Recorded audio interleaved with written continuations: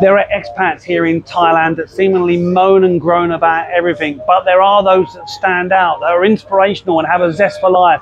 And I'm here to meet one of the best, Barry Upton in Pattaya, to find out just how he does it. Okay, Barry, one of the most positive people I've met in Pattaya. Before I even talk about your past, because you've got a story to say there, how do you keep so positive every day? Because I can't help it. When you've lived in the UK, as you've alluded to many times on your vlogs, you wake up and it was dismal and it was horrible and you didn't feel like getting up and doing something.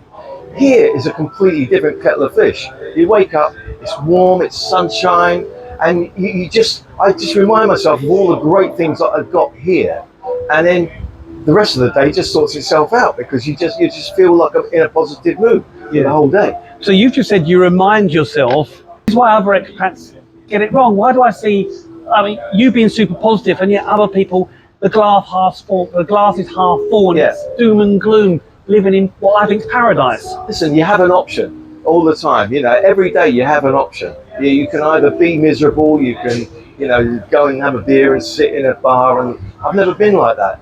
Even in the UK, I was always positive about projects and getting things done, and I always enjoyed doing that. Part of the fun of having hit records and stuff is the big journey getting there. And when you think about it, where you came up with the germ of an idea and how it developed, that's the fun of it.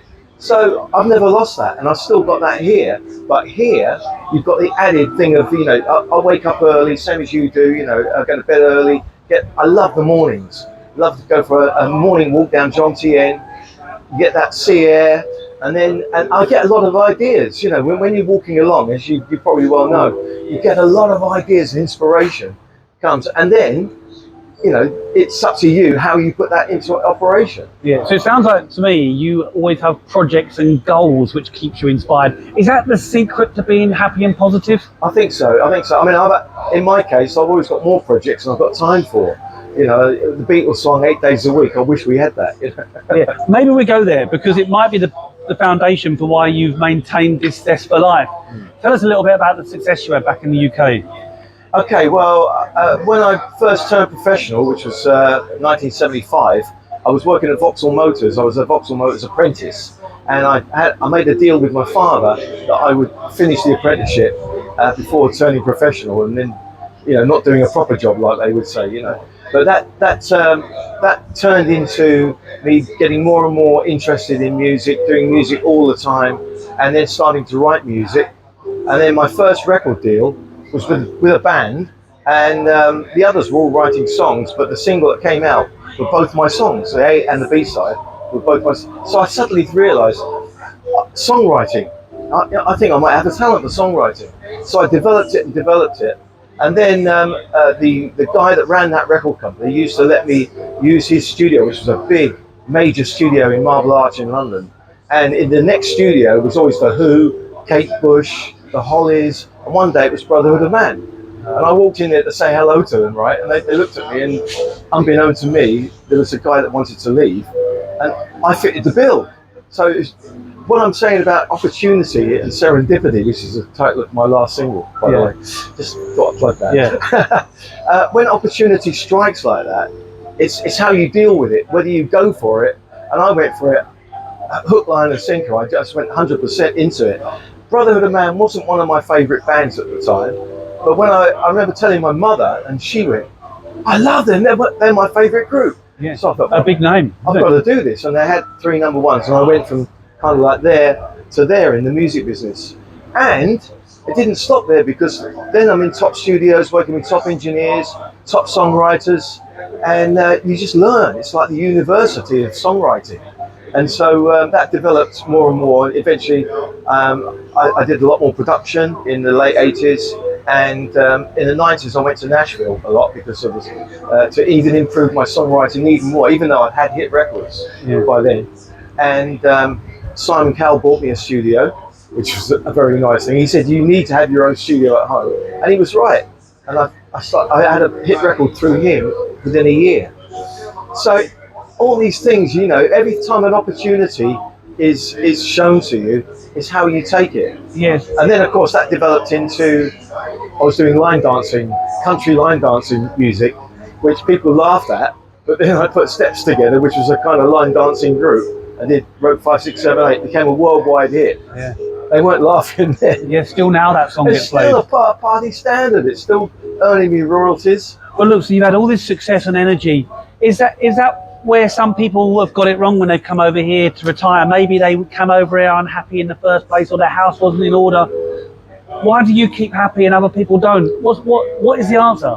I think that some people think that Pattaya is going to make them happy. They have to do something for themselves, and this is the trouble. They think that okay, you know, everything that Pattaya has to offer, that's going to make my life happy. That it will come to them rather than they go to that. But as you well know, it's got to come from inside. You have to be the protagonist of your destiny. Yeah.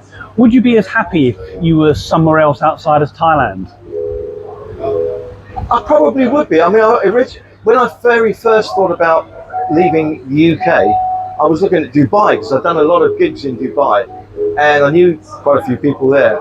But when I came here, I just felt comfortable here, and I've always felt like this is home. I mean, this is the place we're sitting in now. It's a great little restaurant, yeah. and there's so many great restaurants. There's so many good things to do here that why go anywhere? Well, the thing is, nobody has shown me a place where I could be happier. Yeah, and that's the same for me actually, and I've tried other areas. So for anyone that's coming up to retirement, I get a lot of messages. Why would Pattaya potentially be a good fit for them? Right. I just think that if you look around and don't just look in the centre at the bar area. I mean, I'm not a bar person.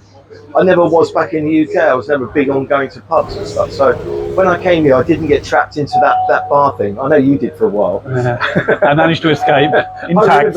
When I knew Dan when he was first here. Yeah, 15 years ago. 15 years ago, and we were both at Pattaya People. Yeah. And you used to be a bar guy then, wasn't it? Yeah. I never got into that, and I was always happy to go like into the countryside here, or go to other things, to concerts, to music things, you know, and I'm still doing that. Yeah, I want to finish on this one. Any last advice for anyone that's perhaps not feeling happy, needs some direction? What would you say to them?